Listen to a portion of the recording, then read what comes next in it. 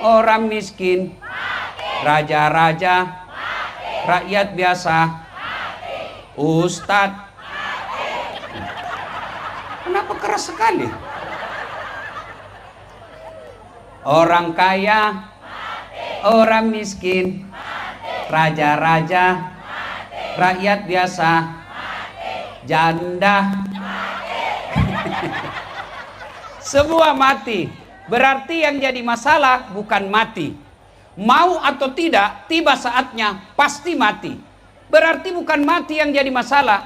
Yang jadi masalah illa wa antum muslimun, kecuali matimu dalam keadaan beragama Islam. Insya Allah kita tidak akan mati dalam keadaan merampok. Amin. Insya Allah kita tidak akan mati dalam keadaan berjudi. Insya Allah kita tidak akan mati dalam keadaan berzina. Tapi yang bisa membuat mati kafir, hubbi aklil haram, suka, hobi, senang memakan barang haram. Salah satu di antara barang haram itu menerima serangan fajar ketika pilkada kemarin. Kau semua pelakunya. Bu, Ibu, baru-baru kan kita lihat anggota DPR kan joget-joget. Ya, bagi saya biasa, tidak perlu saya marah. Kenapa? Memang dia artis. Siapa suruh kau pilih artis? Iya, anggota DPR kita kalau mau dipilih, datang dia ke lorong-lorong, pakai songkok, pakai peci, pakai gamis. Kalau perlu keluar masuk masjid berjamaah, sama-sama kita bubuhan Banjar. Sama-sama kita orang Bugis. Ada masalahmu, ini kartu nama saya, telepon saya 24 jam. Begitu terpilih, dia ganti nomor HP-nya. Ada begitu di sini? Ada. Kau salah, kenapa kau pilih? Makanya kemarin sebelum pilkada, sebelum pilcaleg, saya selalu teriak-teriak di mimbar tabligh akbar. Jangan kau pilih karena 300.000. Kau tidak akan kaya dengan 300.000. Jangan kau pilih karena 300.000. Kau tidak miskin dengan menolak 300.000. Namun yang pasti, ketika kau terima 300.000, menentukan masa depan bangsamu yang akan datang. Terbuktilah kau lihat sekarang. Apa? Makanya tidak usah saling menyalahkan. Ke depan 2029, jangan kau pilih karena popularitasnya. Jangan kau pilih karena isi tasnya. Jangan kau pilih karena surveinya, tapi pilihlah karena moralitasnya. Bisa, Ibu? Bisa? Kenapa cuma 17? Wa qala idzan bismillahirrahmanirrahim. Ya ayyuhalladzina amanu dakhulu fis silmi kaffatan wa la tattabi'u khutuwatis syaitan innahu lakum aduwwum mubin. Wahai orang-orang yang beriman, masuklah engkau ke dalam Islam secara sempurna, dan janganlah engkau ikuti langkah-langkah setan, karena sesungguhnya setan itu musuh yang nyata bagi kalian. Ketika Bapak Ibu mendapat undangan acara ini, setan berusaha menggagalkan agar kita tidak datang. Dia godanya kita, tidak usah kau datang, tidak usah kau datang, lebih kau nonton di YouTube. Tidak usah kau datang, capek, baru saja kau datang cari nafkah. Alhamdulillah, setan yang ada di rumah berhasil kita kalahkan, sehingga kita bisa hadir di tempat ini. Apakah setelah duduk di tempat ini setan menyerah? Tidak, dia goda lagi kau tidak dengar ceramah. Kada usah dengar ceramah, tidak usah dengar ceramah. Pegang HP-mu, pegang HP-mu. Jadi ibu-ibu yang pegang HP kena godaan setan. Ini bagaimana kau mau dengar ceramah kalau kau sibuk begini? Sudah dikasih tahu masih juga dia pegang. Bukan lagi godaan setan, kau sudah jadi setan. Ibu-ibu yang pegang HP-nya selama saya ceramah, saya doakan suaminya kawin lagi. Kenapa kau yang teriak? Simpan HP-nya, Bu. Bu, Adek-adek simpan HP, bisa? Ustadz, kita mau rekam. Kalau Bapak Ibu rekam, gambarnya tidak jelas, suaranya bising. Tapi kita mau dengar nanti kalau pulang, Ustadz. Jangan cemas, tuh ada kamera saya bawa dari Makassar. Nih. Tapi kau bawa pulang kameramu, Ustaz, don't worry. Nonton YouTube saya, Tablik Akbar Universitas Lambung Mangkurat. Sudah nonton, jangan lupa like and share. Kenapa kau ketawa itu? Daripada kau follow artis. Ayo, adik-adik cowok, apa kau dapat kalau kau follow artis? Apa kau dapat? Habis amalmu. Kelihatan dadanya, kelihatan pahanya. Habis amalmu. Ya, saya heran. Artis yang kontennya tidak jelas. Hai guys, kita lagi makan kepiting Alaska guys. Harganya 3 juta. Dia kirimi kau. Hai guys, kami lagi di Jepang guys. Dia ajak kau pergi Jepang. Apa gunanya kau nonton konten begitu? Kalau kau konten agama, kau ikuti ulamamu. 1, kau angkat harkat dan martabatnya. 2, kau dapat ilmunya, bisa kau ibadahmu sempurna. 3, kau sebar di grup-grup WhatsAppmu, dapat kau amal jariah. Maka yang belum follow Dasat Latif,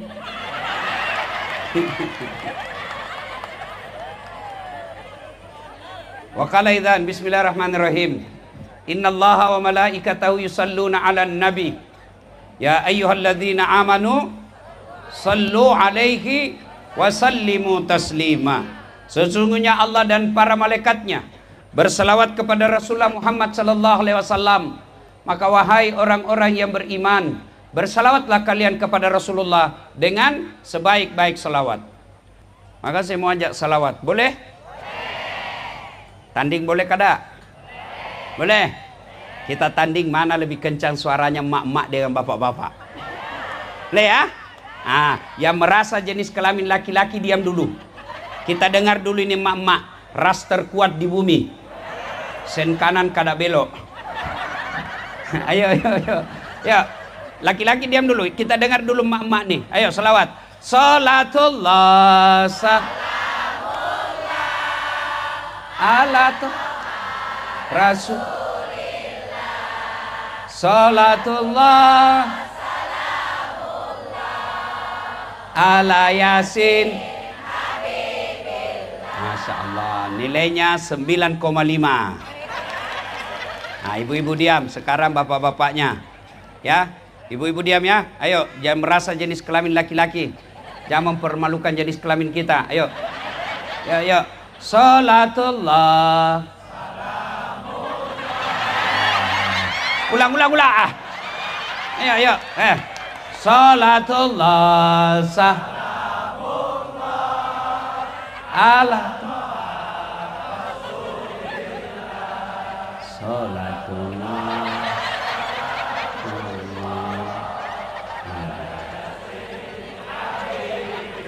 Itu mau poligami.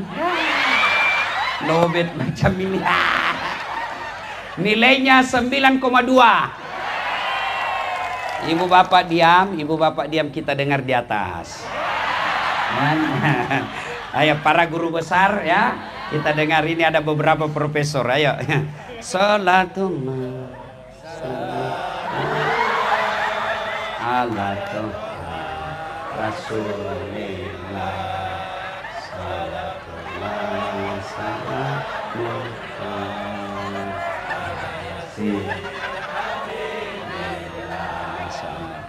ya. Nilainya 9,9.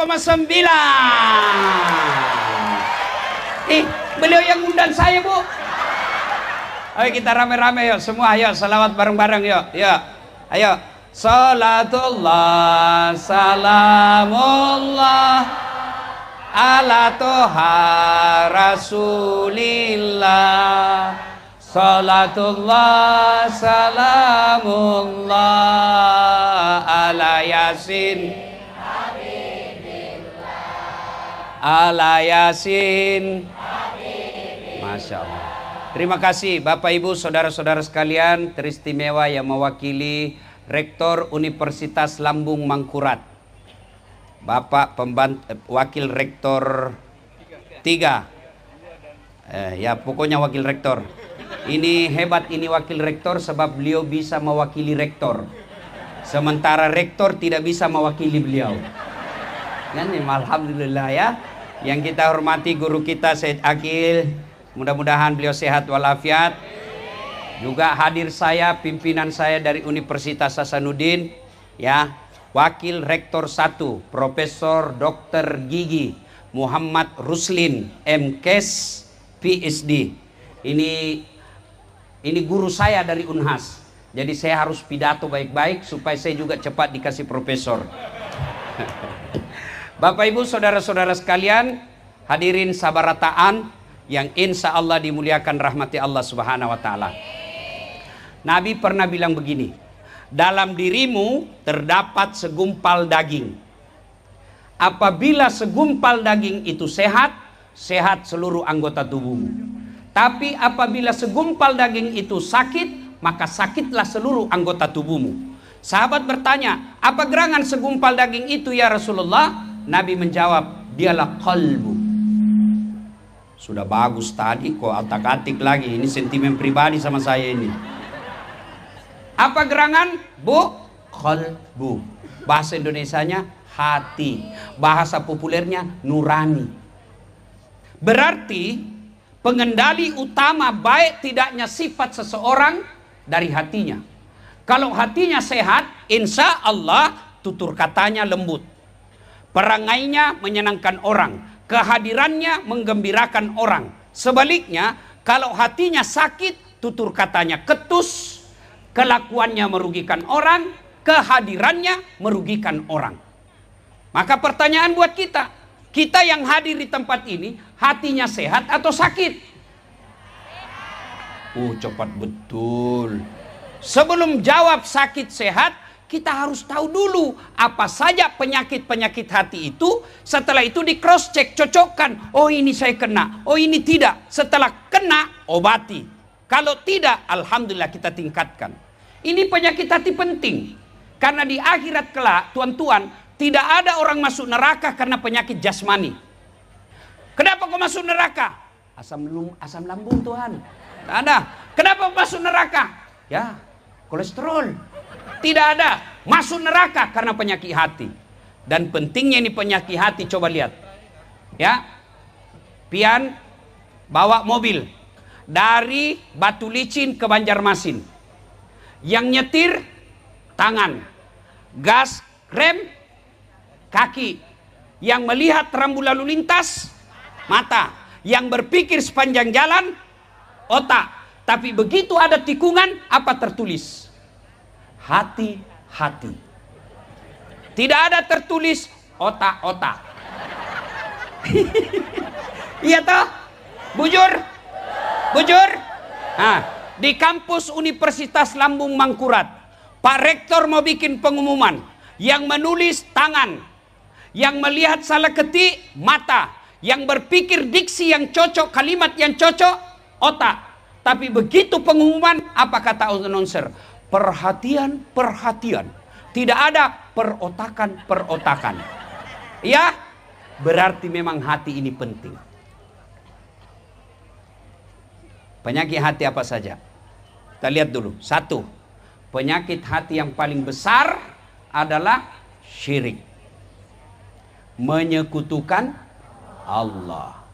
Saya yakin bubuhan Banjar kada ada lagi menyembah selain Allah. Tidak ada lagi menyembah batu. Tidak ada lagi menyembah barang-barang antik. Tapi yang dia sembah apa? Jabatan. Menjilat. Mau jadi kepala dinas, menjilat hilang harga diri. Mau jadi wakil rektor, menjilat hilang harga diri. Mau jadi pejabat, nggi. Bujur, banbak. Ya, saya kasihan lihat kadangkala ada orang tinggi sekolahnya sampai ke luar negeri sekolah hanya karena mau dapat jabatan, dia hilangkan akal sehatnya, menjilat. Negara kita ini salah satu sebab hancurnya negara kita kalau pejabat dikelilingi tukang jilat. Kalau wali kota, bupati, gubernur, menteri, presiden di sampingnya adalah para penjilat, maka rakyat pasti akan tertindas dan senjara. Penjilat. Apalagi saya yakin tuan-tuan tidak akan menyembah selain Allah. Tapi kadangkala apa yang kita sembah Kalau kita mau jadi pegawai, kalau kita mau dapat kerja, nyogok. Mau jadi polisi, nyogok. Mau jadi ASN, nyogok. Apa kau mau sogok 500 juta untuk jadi pegawai? Mana ada pegawai tidak ada utangnya di koperasi? Coba carikan saya. Pegawai negeri mau kaya pasti korupsi. Kenapa kau tahu? Saya pegawai negeri. Gaji saya 9 juta. Banyak dong? Enggak. 9 koma gaji saya. Banyak betul Ustaz. Iya, maksudnya apa? Tanggal 9 sudah koma. Nyogok sampai 500 juta. Untuk jadi pegawai, sampai pensiun kau tidak bisa kembalikan 500 juta itu. Pegawai negeri itu kan kalau tanggal 1 sampai tanggal 10, makannya apa? Sari laut. 11 sampai 20 turun sedikit, sari mie. 21 sampai 30, sari don. Ya, ada deh mahasiswa. Kalian kalau selesai jangan selalu cita-cita jadi pegawai negeri. Cita-citamu jadi pengusaha. Kalimantan Selatan ini kaya dengan sumber daya alam. Jangan kau menjadi tamu di negerimu. Kau belajar dengan baik, kelola sumber daya alammu. Jangan sampai jalanmu jelek. Pegawai negeri, apa pegawai negeri? Apalagi yang kadang-kala kita sembah, pejabat kita. Satu, penyakit hati, syirik. Karena waktu terbatas. 2, penyakit hati apa? Sombong. Apa itu sombong Ustadz? Pakai barang mahal, belum tentu. Pian dikasih rezeki yang bagus, pakai emas, boleh. Kalau perlu ibu pakai emas, ikat di sini jidatmu. Tulis emas murni. Boleh, boleh. Kan namanya perhiasan. Bapak punya rezeki pakai baju mahal, silahkan. Sombong, belum tentu. Bapak punya rezeki pakai baju krokodil. Tahu krokodil, cabuaya. Itu katanya kalau asli kepalanya menghadap ke dalam, kalau palsu kepalanya menghadap keluar. Buaya darat. Ayo, pakai silahkan.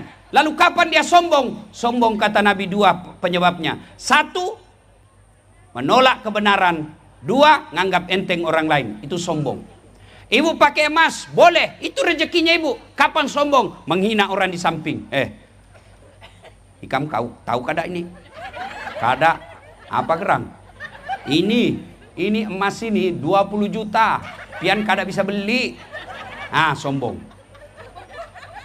Nganggap remeh orang lain. Yang kedua, menolak kebenaran. Ada orang beritahu, baru masuk selesai jadi doktor. Dia sudah profesor. Dikasih tahu, Prof, ini yang benar sekarang. Tahu apa kau? Sombong. Abu Lahab, Abu Jahal, Abu Sofyan. Tadinya mengenal Nabi sebagai orang yang jujur. Tadinya mengenal Nabi orang yang baik akhlaknya sampai diberi gelar Al-Amin. Tapi setelah dilantik menjadi Rasul 40 tahun, Abu Jahal, Abu Lahab, Abu Sofyan akhirnya membenci Nabi. Bukan karena akhlaknya Nabi. Karena dia merasa Bani Hashim rendah. Mereka merasa keturunan Abu Jahal lebih mulia daripada Bani Hashim. Sombong. Apa yang menyebabkan orang sombong? 4. Kata Nabi, penyebab datangnya sombong. 1, bertambahnya harta. Yang tadinya miskin, tiba-tiba dapat pembebasan lahan, dibeli sama perusahaan, langsung kaya. Sombong. Temannya setan. Apa yang kamu mau sombongkan dengan hartamu? Allah titipkan satu penyakit dalam hartamu. Banyak duitmu tapi tidak bisa ada kau makan. Duitmu miliaran tapi dilarang makan nasi. Ada yang begitu? Ada. Ada ibu? Ya, ke dokter, Pak Haji, jangan makan nasi Pak Haji. Jadi apa yang bisa saya beli? Ubi rebus. Duitnya 20 miliar makan ubi rebus. Apalagi kata dokter, Pak Haji, selama Haji aktif tidak pernah kena matahari. Tolong Pak Haji nanti besok mulai pagi jam 6:30 keliling di kompleks ya, jangan pakai baju supaya kena matahari. Apalagi dok, pakai celana pendek ya supaya kena matahari juga pahanya. Apalagi dok, jangan pakai sendal, jangan pakai peci. Jalanlah dia 6:30 sampai jam 9 keliling di kompleks, tidak pakai baju, tidak pakai sendal. Apa bedanya sama gembel?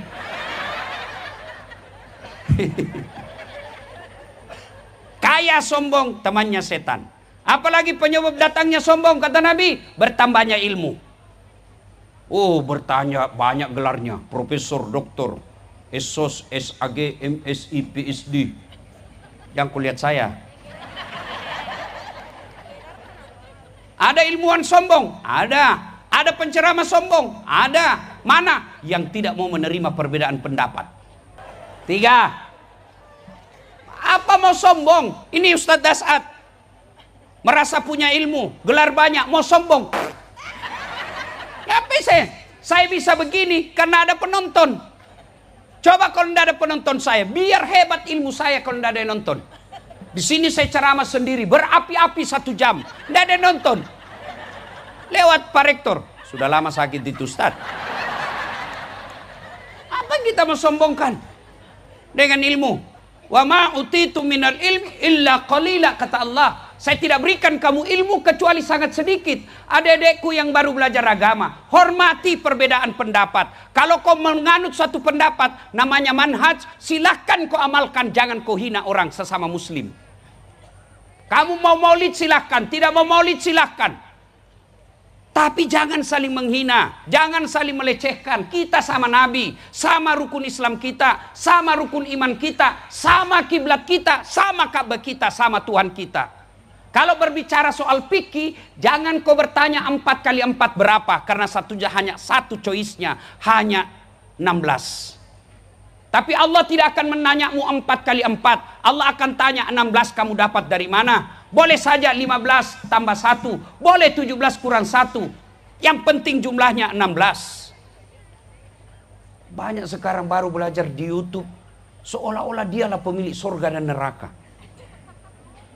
Adik-adik terutama ini yang baru belajar. Yang menggelari namanya kelompok hijrah. Modal jenggot celana jingkrang.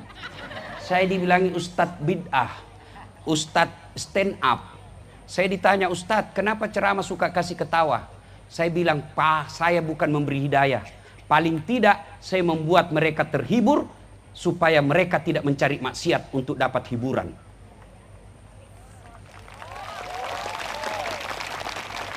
Berbeda pendapat biasa. Jangan saling menghina. Apa yang kau sombongkan dengan ilmu? Allah titip satu penyakit dalam dirimu, pikun. Mana ada obatnya itu pikun? Ada cerita, wallahu alam benar atau tidak ini.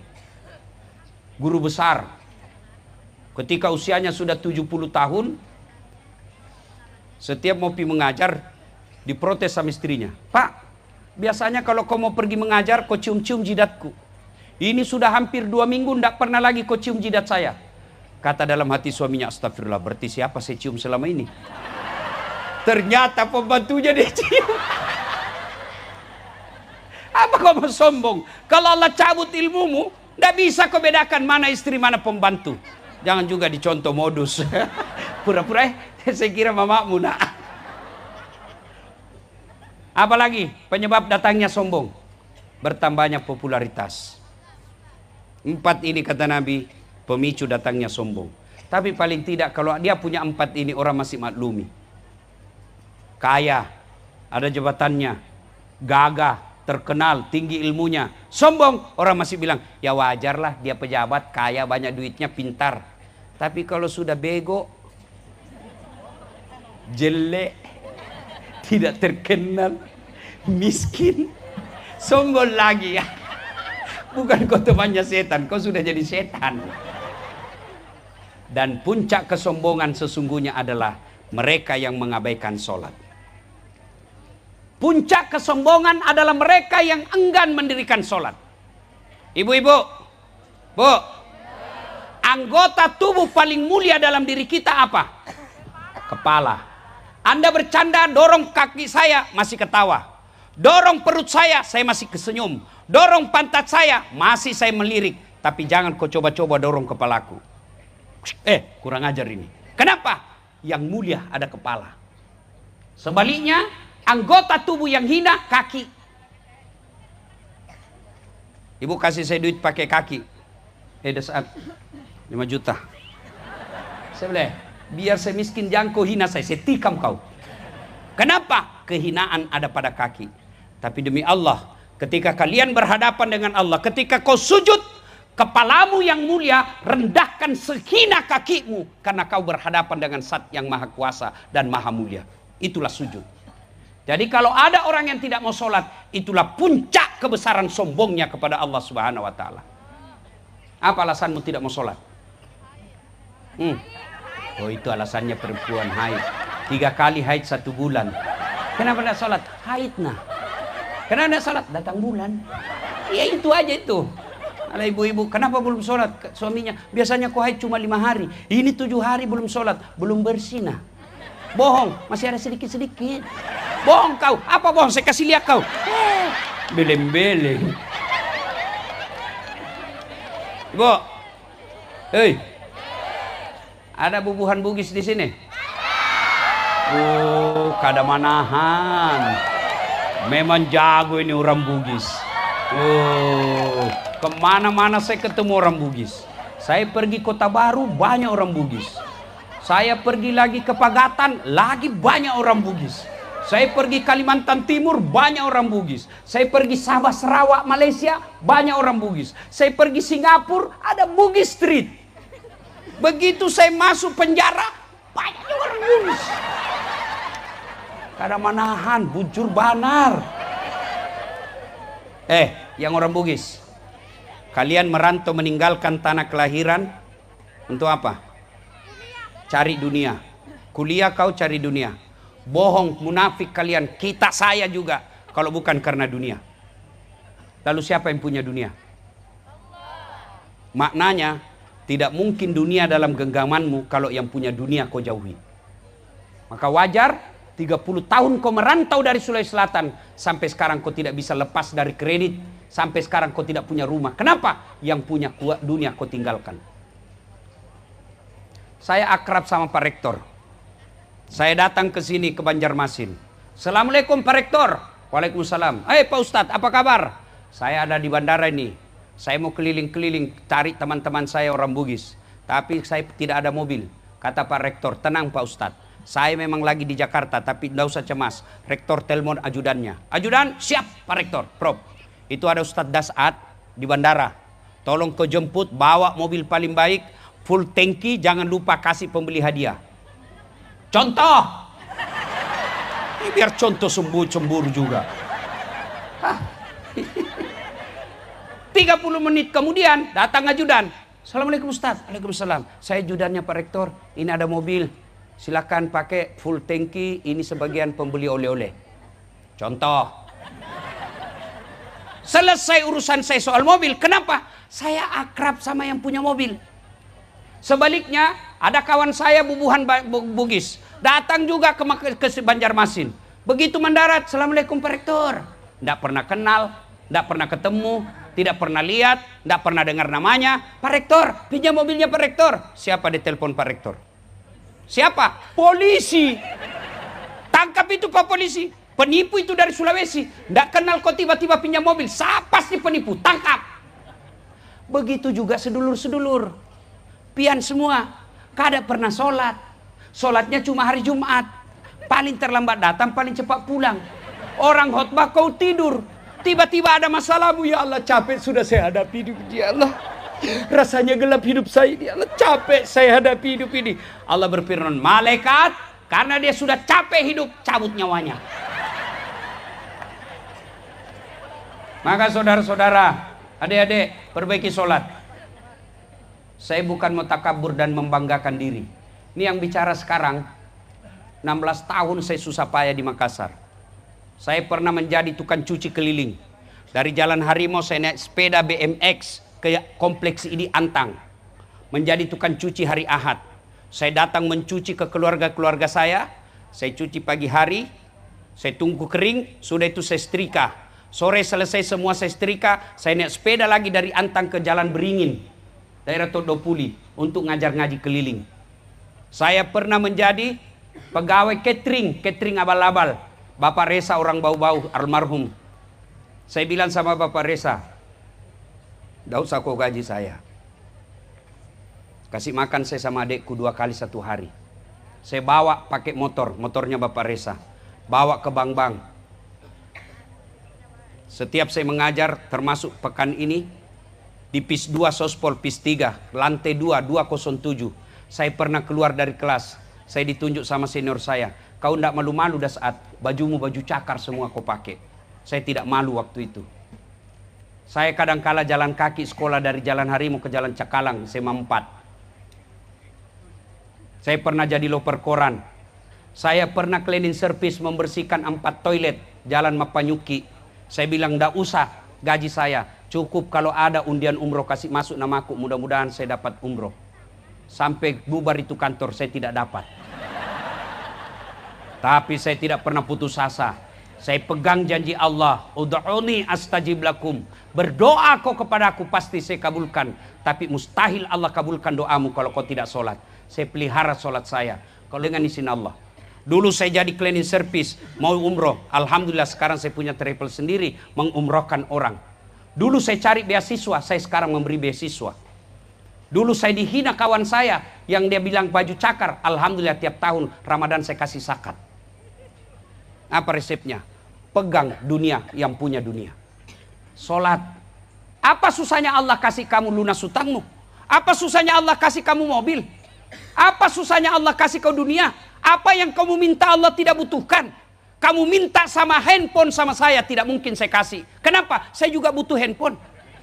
Ustadz, minta mobilmu, pret. Saya juga butuh mobil. Kau minta kepada Allah, apa yang kau minta Allah tidak butuhkan. Dan hebatnya, semakin kau minta, semakin Allah senang. Berarti kau mengaku hamba.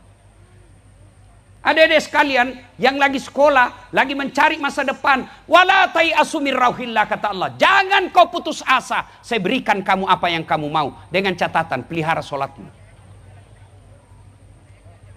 Ibu-ibu berdoa, ya Allah jadikan saya anak soleh. Nggak usah kau cari air berkah. Ustadz, ini nah, barakah Ustadz. Kau kasih setengah mati kita. Kau datang 10 orang, terakhir Ustadz. Terakhir Ustadz, penerang hati, pret. Belum tentu yang doakan kamu ikhlas. Belum tentu dia kenal kamu. Lebih baik kau mengadu kepada Allah dalam salatmu. Ya Allah, capek saya jadi orang miskin. Kau larang saya minta-minta, maka saya datang kepadamu menagih janjimu ya Allah. Lunasi utang saya ya Allah. Saya bangun masjid baru-baru. Masjid saya, rekening saya diblokir. Ya kan Ibu? Malamnya saya mengadu kepada Allah. Ya Allah, jangan kau kasih malu saya. Bayar utangmu ya Allah. Saya bukan punya rumah, ini rumah ibadahmu, bayar utangmu, jangan kau kasih malu saya. Didengar rupanya itu video saya sampai ke presiden. Presiden perintahkan kepada kepala BPATK ketemu saya. Buka tanpa bayar, 120 juta orang dibuka rekeningnya. Itu namanya kekuatan doa. Kecil buat Allah kasih Bu. Ibu-ibu, bisa ndak hamil perempuan ndak pernah disentuh laki-laki? Bisa kalau Allah mau, Siti Maryam. Cuma sekarang banyak perempuan mau sama Siti Maryam. Hamil tidak ada suaminya. Beleng-beleng. Bisa tidak laki masuk orang dalam perut ikan? Bisa kalau Allah mau. Nabi Yunus. Bisa tidak orang dihidup bakar dalam api sangat besar bisa hidup? Bisa kalau Allah mau. Nabi Ibrahim. Kalau Allah mau. Caranya supaya Allah mau. Sholat. Ya Allah perbaiki hidupku. Allah dengar itu doamu. Maka Allah jawab, hayya alal falah. Sini saya kasih kamu apa yang kamu mau. Itu makna hayya alal falah. Sini kamu, saya kasih kau ibu apa yang kamu mau. Tapi apa jawaban kita? Tunggu. Lagi ada pembeli. Sudah Allah katakan uruslah itu pembelimu. Sombong, puncak kesombongan adalah melalaikan sholat. Bapak ibu saudara-saudara sekalian. Banyak penyakit hati. Tapi waktu terbatas. Kalau sudah sakit hati bagaimana cara mengobatinya Ustaz? Quran mengatakan, ala bi dzikrillahi tatma'innul qulub. Berzikir hatimu akan menjadi tenang. Salah satu zikir itu adalah qiraatil Quran, membaca ayat suci Al-Quran. Mudah-mudahan lomba seperti ini bukan sekedar mencari juara, tapi menjadikan Quran sebagai pedoman dalam kehidupan kita sehari-hari. Juara baca Quran penting. Tapi yang jauh lebih penting adalah juara mengamalkan Quran. Juara menghafal Quran istimewa. Tapi yang jauh lebih istimewa adalah mengamalkan hafalan Quran kita. Ibu bapak saudara-saudara sekalian. Mudah-mudahan yang hadir di tempat ini, Allah bukakan hatinya, Allah bersihkan hatinya, Allah jadikan Quran sebagai pedoman dalam kehidupan sehari-hari. Oh, ambil itu makan gizi gratis. Nah, yang mestinya 10.000 tinggal 6.500 karena dipotong sama kepala dinas, dipotong sama tim sukses, dipotong sama calo. Akhirnya yang makan anak tak makanan basi. Ini yang begini, kau bisa lolos tahun ini, kau bisa lolos 10 tahun. Tapi begitu kau tidak ada jabatan baru diperiksa, masuk penjara. Apa itu nikmat? Saya mau tanya ibu-ibu, bapak-bapak, nama surah yang paling pendek dalam Quran. Ayo. Hah? Apa nama surahnya? Oh, macam mana paling tahu ya, Masya Allah. Bujur banar. Inna a'tainakal kautsar.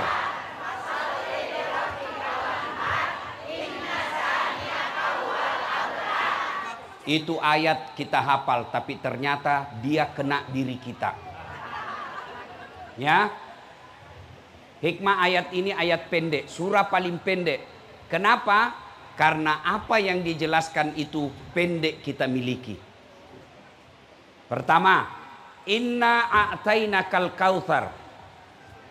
Itu Allah Muhammad kasih kau nikmat sangat banyak. Haji Nasir, Masya Allah, saya baru masuk rumahnya tadi. Saya bilang orang Bugis memang ini. Wah, Masya Allah. Makin saya masuk, dia kasih kenal lagi saya. Ini biniku yang kedua. Masya Allah.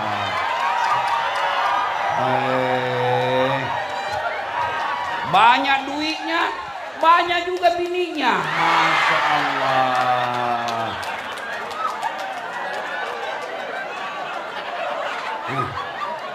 Hebatnya lagi, akur. Dan dengar ibu-ibu ini dua ini, yang satu dua, Nabi sudah janjikan surga. Masya Allah. Sudah surga di dunia, rumahnya mewah, banyak uangnya, insya Allah masuk surga lagi. Daripada kita yang cuma ngontrak-ngontrak, suami jelek, istri penenakang, satu lagi. Masya Allah. Oke. Prof Jaya, saya mau tanya Ki. Kira-kira kalau Allah kasih Ki harta yang lebih banyak dari ini, istri 4, nah, istri 4, umpama, jantung mah kitaku sekali, Prof.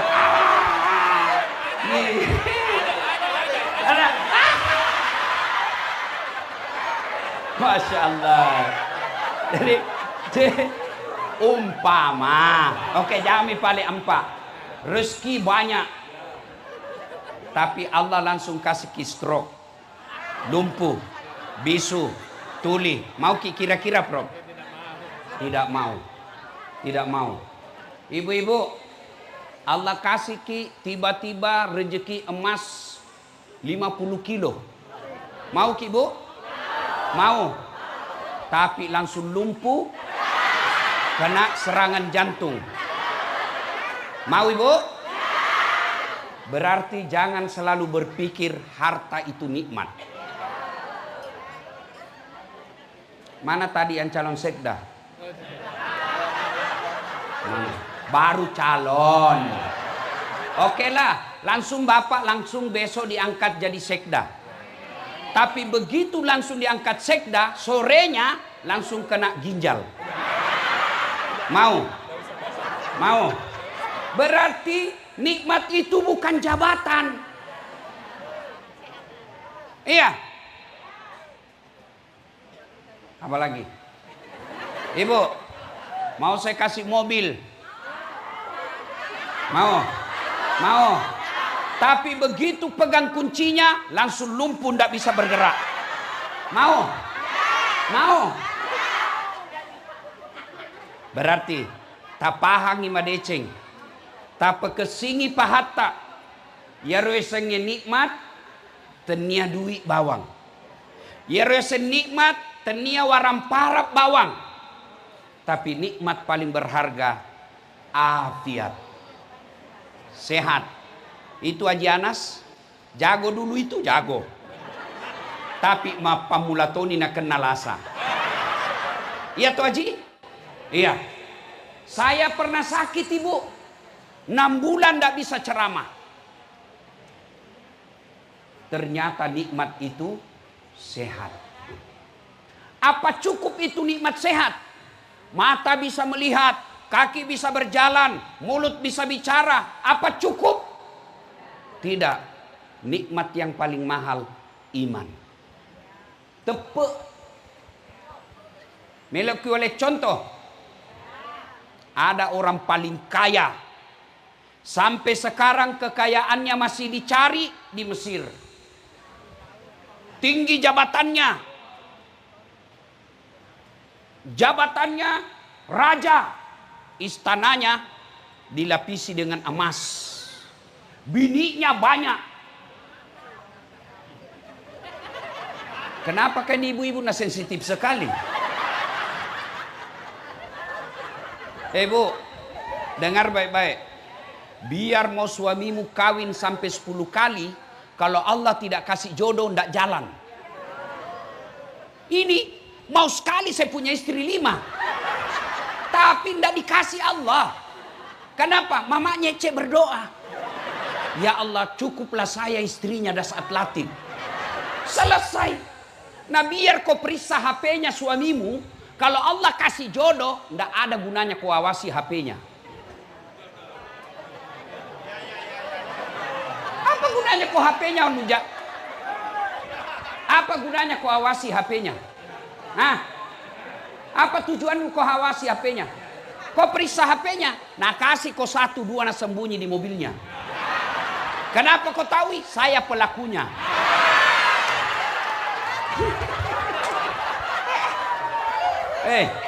Ibu, dia kaya, raja, terkenal, cakep, tapi dia gak tepuk nah. Tidak ada imannya. Maka Allah hinakan, dialah Fir'aun. Maka pejabat, wali kota, wakil wali kota, bupati, wakil bupati, gubernur,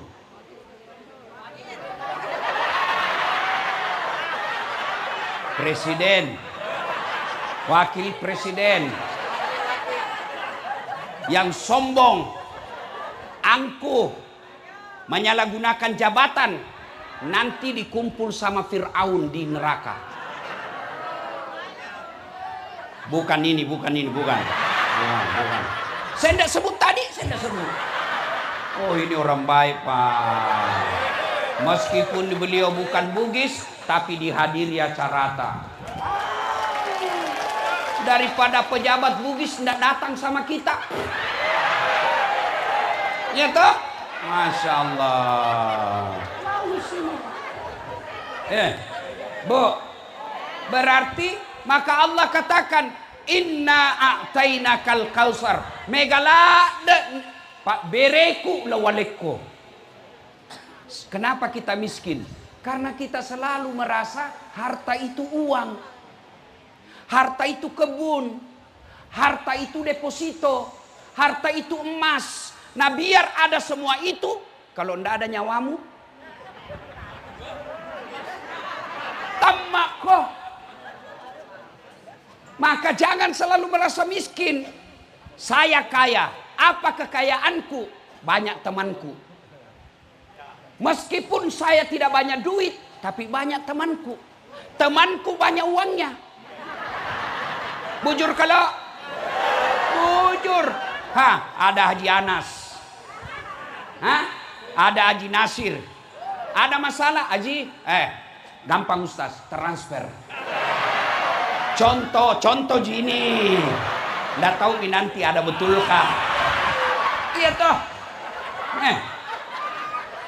Maka nikmat itu bisa berupa teman. Nikmat itu bisa berupa waktu. Nikmat itu paling banyak sehat. Makanya kita selalu diingatkan dalam surah Ar-Rahman, fabi ayyi ala'i rabbikuma tukadziban. Coba, kita hafal semua, tapi kita tidak maknai. Maka ibu-ibu, kenapa banyak terlilit pinjol? Kenapa terlalu banyak orang banyak utangnya?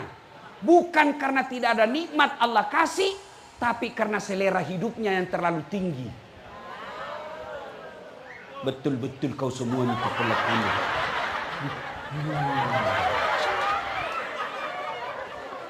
Apa maksudnya ibu? Apa maksudnya? Bu, maksudnya kalau Adam itu jilbab 10, syukuri. Ada mila marita 2, jangki lagi mau tambah. Biasa banyak ibu-ibu, Ustaz, banyak sekali utangku. Berapa lemarita? Apa hubungannya Ustaz? Jual itu karena biar tidak ada lemarimu bisa jago hidup. Ustaz, banyak sekali utangku. Berapa motormu? Semua anakmu punya motor? Iya, jual nih, bisa jalan. Yang penting tidak ada utangmu. Paham? Cukup itu? Oke, selesai mi. Ya. Oke. Sudah paham makna ayat pertama? Inna a'taina. Ayat kedua, fasalli li rabbika. Kalau Allah kasih kamu nikmat, banyak Allah kasih kau nikmat. Nikmat itu seperti apa nikmat saya? Nikmat populer, itu nikmat. Saya tidak banyak uang, tapi saya populer. Karena populer, banyak uang. Nikmat itu pendidikan. Nikmat itu sekolah. Karena ada sekolah, Allah kasih rezeki yang lain. Kau kira jabatan nikmat? Berapa itu pejabat ditangkap? Mau jadi gubernur habis 500 miliar. Berujung ditangkap KPK. Ini mi aslinya orang beleng-beleng. Masuk pilkada 500 miliar uang habis. Berujung ditangkap KPK. Apa itu nikmat? Azab pacalla bahasa ugina. Saya ada uangku 500 miliar, ngapain saya jadi pejabat? Saya bangun masjid 10 miliar sudah paling cantik itu. Saya pakai sogok mamanya cek 10 miliar. Supaya dia kasih KSK kawin lagi. Masih ada 480 miliar. Coba. Saya pakai pergi bulan madu 20 miliar. Masih ada lebih 400 miliar.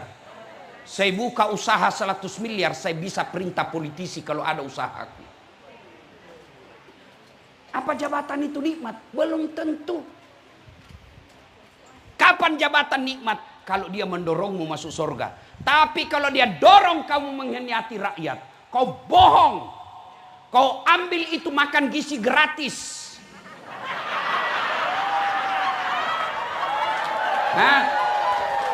Yang mestinya 10.000 tinggal 6.500. Karena dipotong sama kepala dinas, dipotong sama tim sukses, dipotong sama calo. Akhirnya yang makan anak tak makanan basi. Ini yang begini, kau bisa lolos tahun ini, kau bisa lolos 10 tahun. Tapi begitu kau tidak ada jabatan baru diperiksa, masuk penjara. Apa itu nikmat? Apa itu nikmat? Maka jangan selalu kamu merasa tidak ada nikmat. Degaga kesik nalengak puang Allah Ta'ala. Nikmat itu diantaranya istri yang soleha. Nah biar banyak uang kalau istrimu pan rasu-rasu. Tekol lisu kok. Yolo kesi yolo, agak tekol lisu. Ada begitu di sini istrinya. Ada. Berhenti kok jadi laki-laki. Yuk, sudah. Maka ibu-ibu jangan selalu merasa miskin. Jangan selalu merasa de gaga pamasena puangi, de gaga nalenga pungala tala. Megala de naleki pungala tala. Itulah ayat sehingga dikatakan kamu tidak bisa menghitung nikmat yang saya kasih kau. Maka kata Allah, setelah saya kasih kau begitu banyak nikmat, syarat yang ayat yang kedua, inna a'tainakal kautsar fasalli li rabbika wanhar. Maka dirikanlah sholat. Kalau kau bersyukur, sholat. Kenapa Allah tidak katakan maka berpuasalah, maka berhajilah? Kenapa Allah tidak katakan kalau kau bersyukur haji kau, kalau kau bersyukur puasa kau, tapi dikatakan sholat kau? Kenapa sholat? Karena puncak pengkhianatan kepada Allah adalah melalaikan sholat. Kan orang sombong itu yang tidak bersyukur. Ya. Takap borok nasa ngogi tode namelok syukuru. Takap borok nama sana. Sombong namanya. Ibu-ibu. Apa itu sombong? Hah? Pakai barang mahal? Belum tentu. Kalau istri pertama dan istri keduanya Haji Nasir pakai emas, sombong? Belum. Karena memang ada emasnya. Hah? Pak Haji Nasir pakai berlian, sombong? Belum tentu. Dan lek na tahu kapan dia sombong? Kalau naremehkan orang lain. Itu baru sombong. Nah, saya kasih lagi contoh. Orang yang tidak sholat itu, itulah puncaknya orang yang paling sombong di hadapan Allah. Kasih contoh nah. Saya bercanda sama Pak Wagub.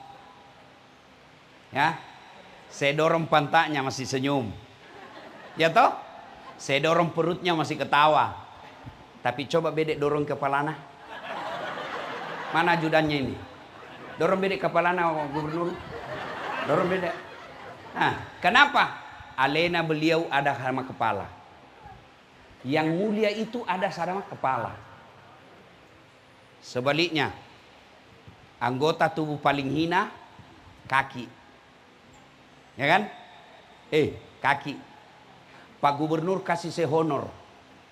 Tapi pakai kaki. 100 juta. Dasat.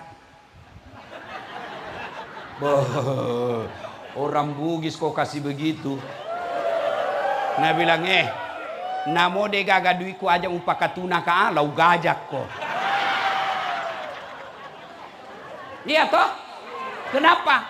Kehinaan ada pada sama kaki. Iya toh? Maka ketika kau sujud di hadapan Allah, kepalamu yang paling mulia, alena beliau yang paling mulia, hinakan seperti telapak kakimu karena kau ketemu dengan Allah yang maha kuasa yang jadikan kamu sujud kau. Sayang, saya melihat lebih banyak orang kaya yang diberi nikmat berlebih oleh Allah, dia jugalah yang tidak sholat. Tapi kalau orang kaya tidak sholat Pak, orang masih bilang, iya tahu wah, makesi bulana, makesi ngotona, 2 benena, mega tokona, namotode nama sempajat tapi linona tahu na runtuk nih. Iya toh? Ikotona la cundeke. Deto gaga jamamu, mak kontrak tomo, mega topa indremu. Majak topa tapamu, si ditomi benemu, depan masam pajak.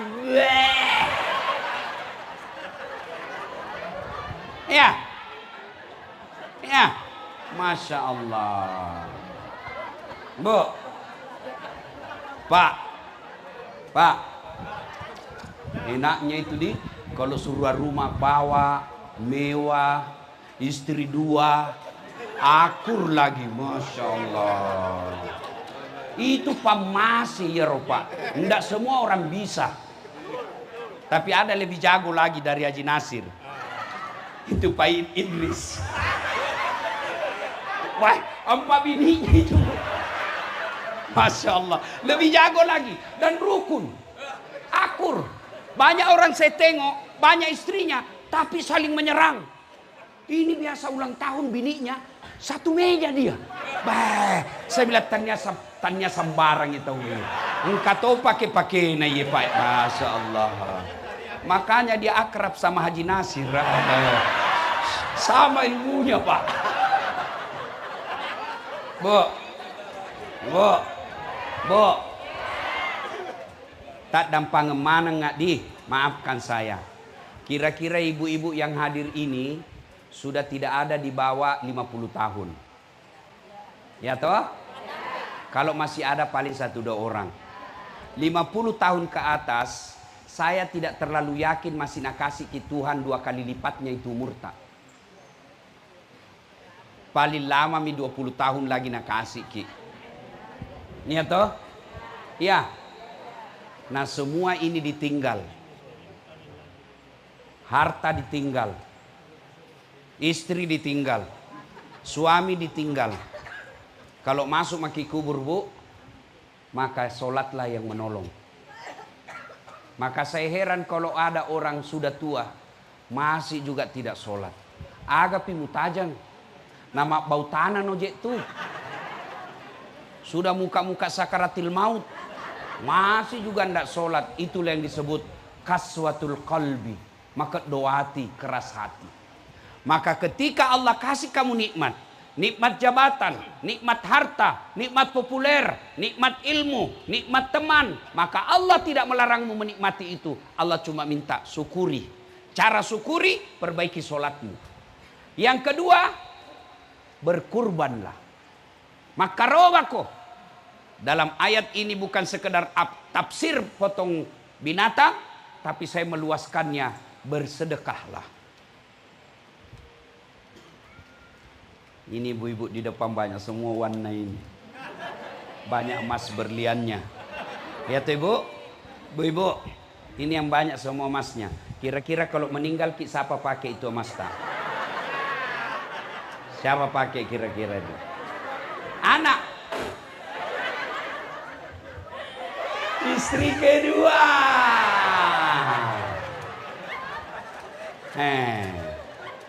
Nak tarik itu nak cincin tak?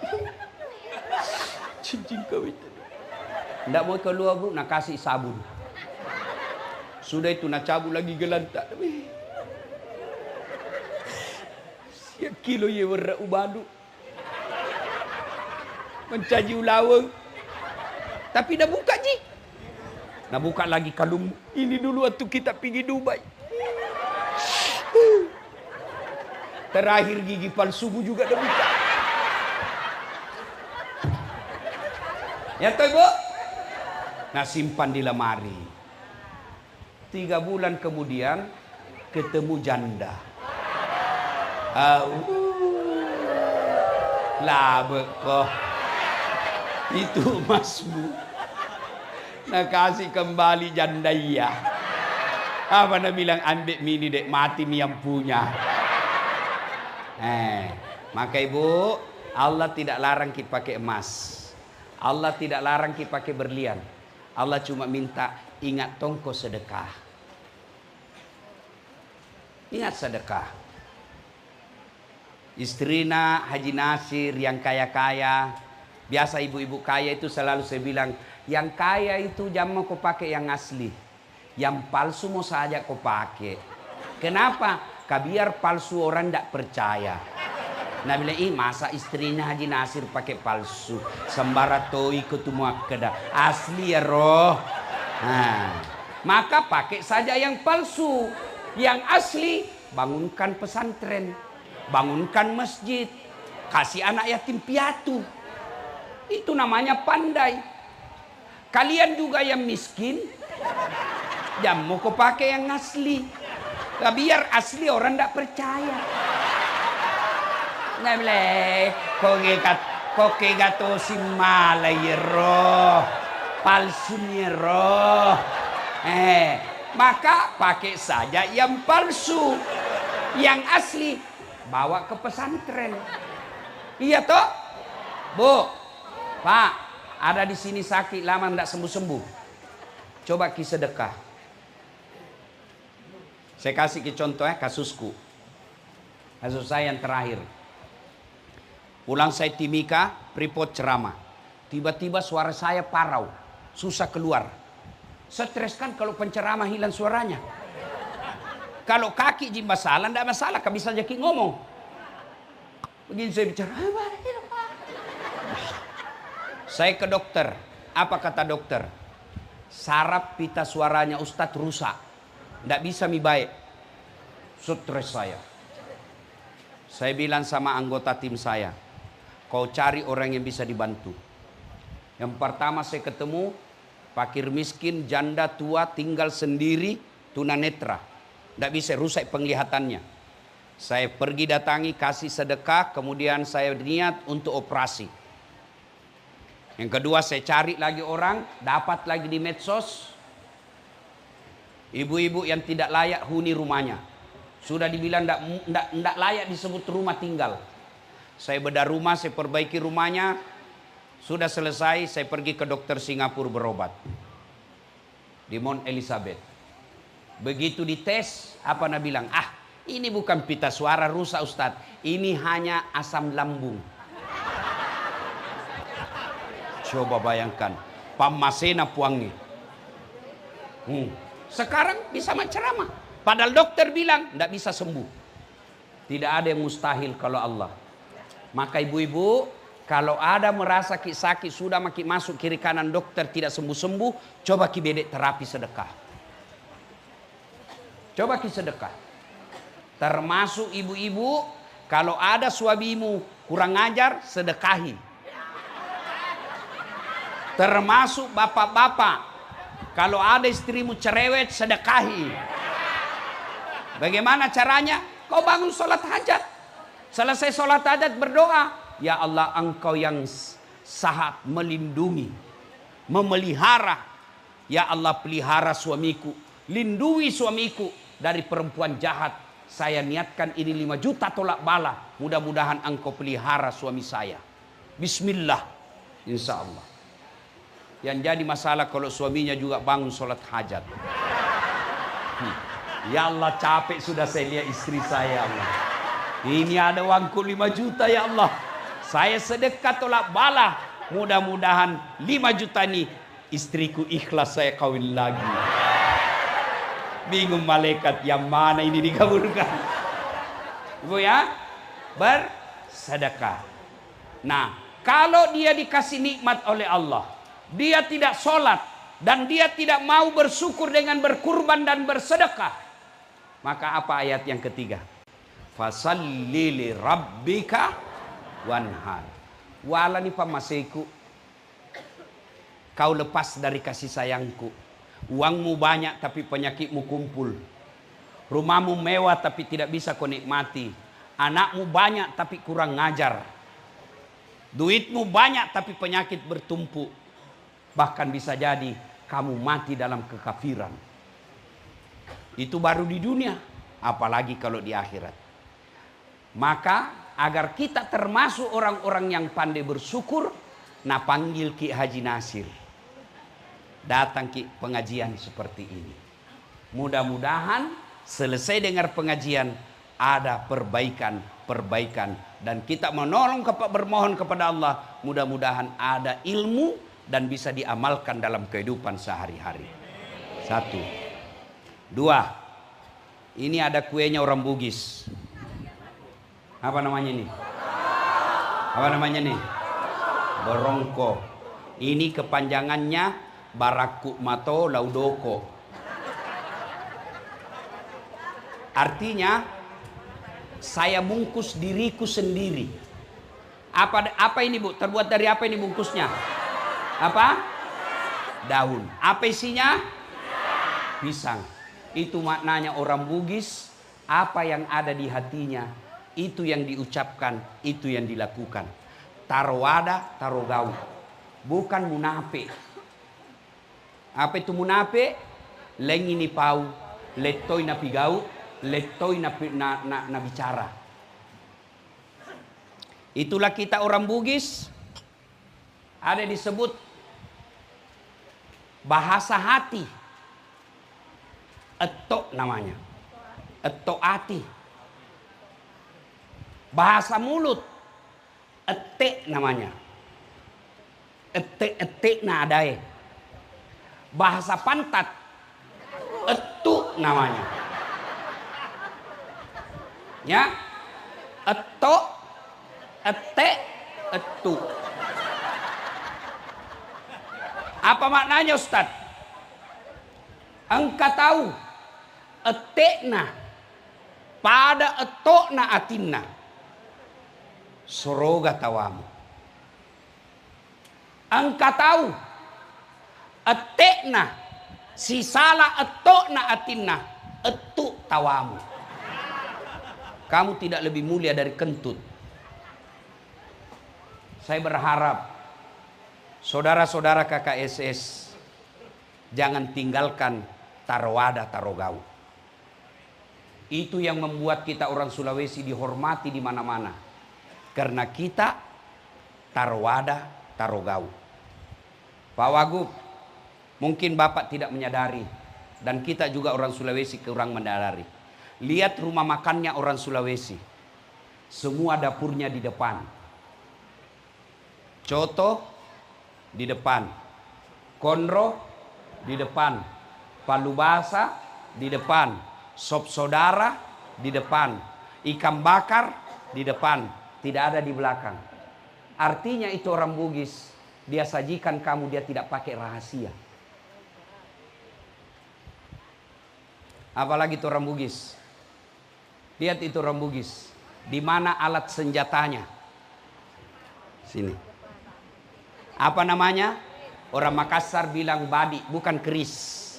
Keris itu orang Jawa. Orang Bugis bilang tepi. Ada juga bilang kawali. Orang Makassar bilang badi. Coba lihat struktur alat senjatanya orang Bugis Makassar. Tidak bengkok. Dia lurus. Itu artinya kata-katanya tidak bengkok-bengkok. Itulah sebabnya orang Bugis dalam tutur bahasa tidak mengenal pantun. Makanya salah-salah tadi berpantun.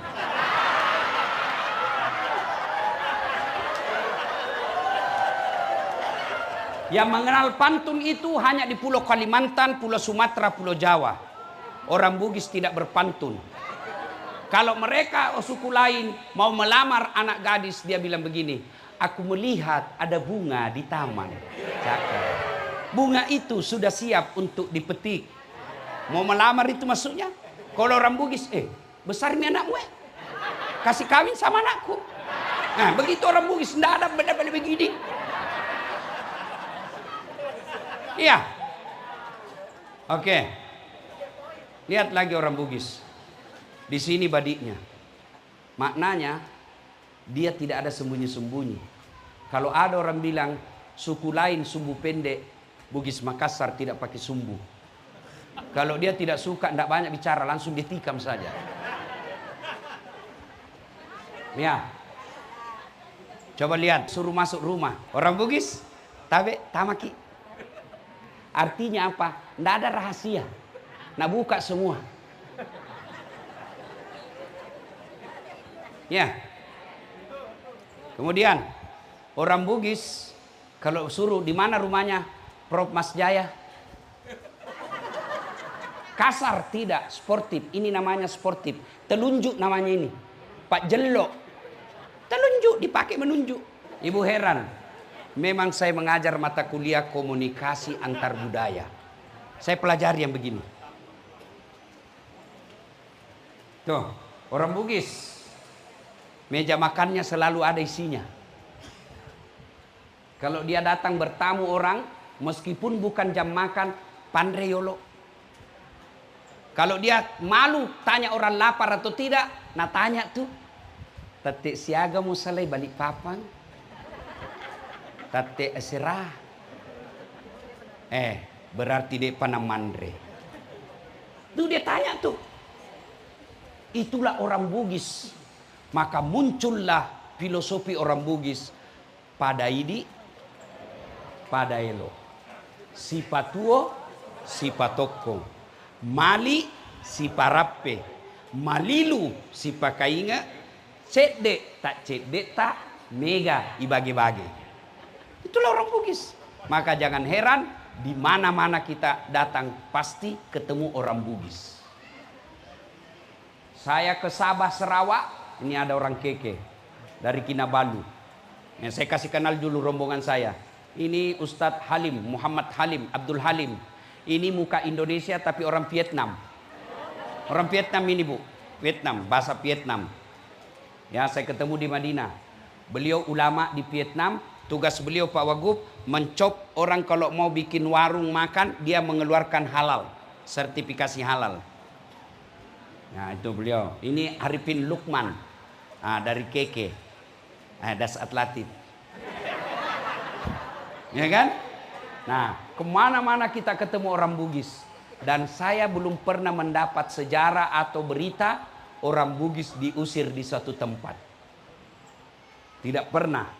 Kenapa? Karena orang Bugis kalau dia pergi merantau, dia berupaya dari awal, dari kecil, dari rendah, naik, sukses. Dan hebatnya kalau sukses, pasti dia dermawan. Dega kau kalinga tosogi na ogi masekke. Gaga. Itulah sebabnya setiap pilkada di Kaltim, KKSS selalu dicari. Iya tuh Pak Wagub? Nah, kenapa? Karena kalau orang Bugis jadi tim sukses, dia tidak minta uang, bahkan dia jual mobilnya untuk kasih menang orang. Maka wajar Pak Wagub hadir di tempat ini sebagai apresiasi terhadap penghormatan suku Bugis. Tapi kalian orang Bugis, kalian perantau di tanah Kalimantan. Hormati orang yang ada di sini. Hormati orang Dayak. Muliakan orang Banjar. Muliakan orang Kutai, karena mereka lapang dada menerima kalian sebagai orang perantau. Mewakili warga kerukunan Sulawesi Selatan di tempat ini, saya ingin mengucapkan terima kasih setinggi-tinggi penghormatan kepada seluruh saudara-saudara kami asli penduduk tempatan Kalimantan atas jiwa besar Bapak Ibu, saudara-saudara menerima saudara kami Bugis Makassar yang merantau dan cari nafkah di sini. Mudah-mudahan kelapangan dada dan hati Bapak Ibu menerima kami menjadi ladang amal untuk kebaikan dunia dan akhirat. Demikian usikum wa nafsi bitaqwallah. Fastabikul khairat. Assalamualaikum warahmatullahi wabarakatuh.